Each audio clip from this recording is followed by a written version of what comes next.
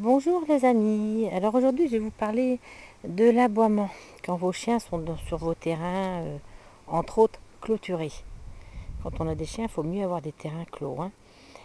Alors en clôturant nos terrains, on apprend aussi systématiquement aux chiens ce que c'est qu'une propriété privée. Donc ils sont chez eux, donc ils font leur rôle de garde. Alors en discutant l'autre jour avec des propriétaires de gypsy, puisque gypsy aboyait beaucoup au niveau du grillage, ce qui s'appelle les aboiements effet grillage, hein, qui est logique, quand quelqu'un passe, effectivement, les chiens ils aboient. Bon, là c'est une chose. Maintenant, il faut bien faire attention à la façon dont ils aboient. S'ils aboient avec le poil hérissé, c'est un mauvais aboiement.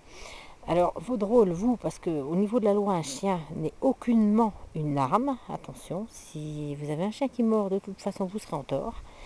Donc, si vous donnez à vos chiens, il faut aussi les éduquer. Euh, En plus, si un chien aboie beaucoup, forcément, hein, vous pouvez avoir des problèmes de voisinage qui seront de toute façon au niveau de la justice tout à fait justifiés. Hein, la plainte sera justifiée. Donc, c'est à vous de faire en sorte que les chiens ne soient pas une gêne pour le voisinage. Alors bien sûr, hein, les chiens aboient, c'est comme nous on parle. Hein. Bon, ils ont aussi le droit de s'exprimer. On ne leur interdit pas ça. Maintenant, il ne faut pas que ce soit non plus. Faut pas que ce soit long. Il faut que ce soit tout à fait tolérable.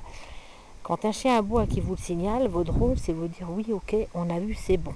Le rôle du dominant, le maître, en l'occurrence, lui prend le relais. Un chien équilibré qui a été bien éduqué, quand le maître va arriver et qu'effectivement il voit qu'il y a du monde, le rôle du chien qui est d'avertir son maître, il est terminé, le maître est arrivé, c'est bon. On dit au chien, c'est bon. Les propriétaires de gypsy, en discutant l'autre jour, effectivement, m'ont dit, quand quelqu'un arrive, elle aboie, ouais, on la félicite, quoi. Et ils sont là à côté, ils voient les personnes et ils continuent. Alors c'est une faute apparemment que beaucoup font. C'est normal que le chien avertisse, mais ce n'est pas normal quand le maître est là qu'il continue. Parce que dans ce cas-là, un jeune chien, on va lui apprendre justement à monter en pression. Il va vouloir défendre son maître. Bon, défendre son maître quand il y a un danger, je veux bien. Si quelqu'un passe, qu'il prévienne, encore une fois, c'est son rôle. Qu'il continue quand le maître a vu, ça l'est plus. Dans ce cas-là, c'est que le maître n'est plus le maître. Attention, un chien n'est pas une arme. Alors une chose aussi, vous voyez un petit peu la configuration de mon terrain ici.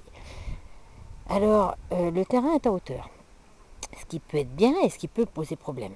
Le terrain est en hauteur, les chiens sont systématiquement en hauteur par rapport aux gens qui passent. Donc les chiens sont positionnés en tant que dominants déjà. Donc ça peut favoriser justement des aboiements, ça peut favoriser une certaine agressivité. Moi ça me permet en tant qu'éducatrice, quand j'ai des chiens qui viennent ici, passer une heure, pour passer 2 heures, quand les amis, la famille viennent avec des chiens, puisque beaucoup ont des chiens, donc les chiens sont les bienvenus, je vois tout de suite, grâce à ça, le caractère du chien.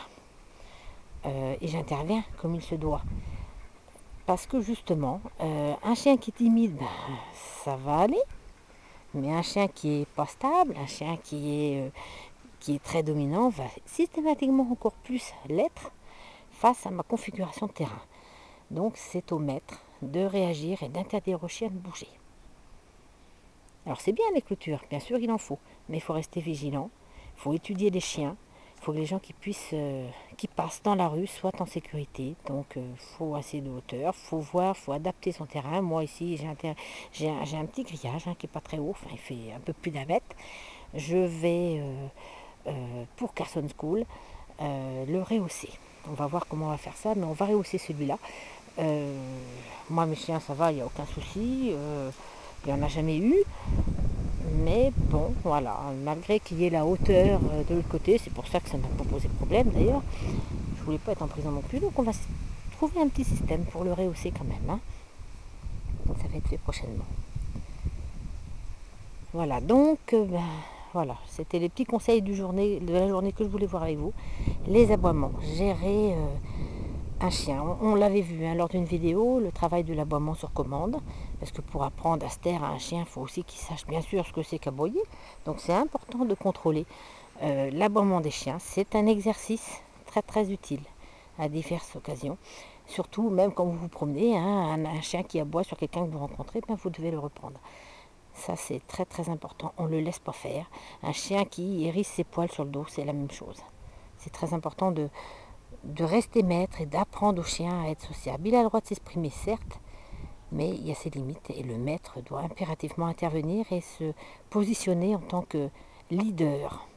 Et il faut que le chien soit travaillé de façon à ce qu'il soit sain et qu'il ait un comportement le plus sain possible avec toutes les personnes, que ce soit enfants, personnes âgées, personnes avec des cannes. Il faut tout travailler en socialisation, c'est très important, et ceci depuis le plus jeune âge du chiot.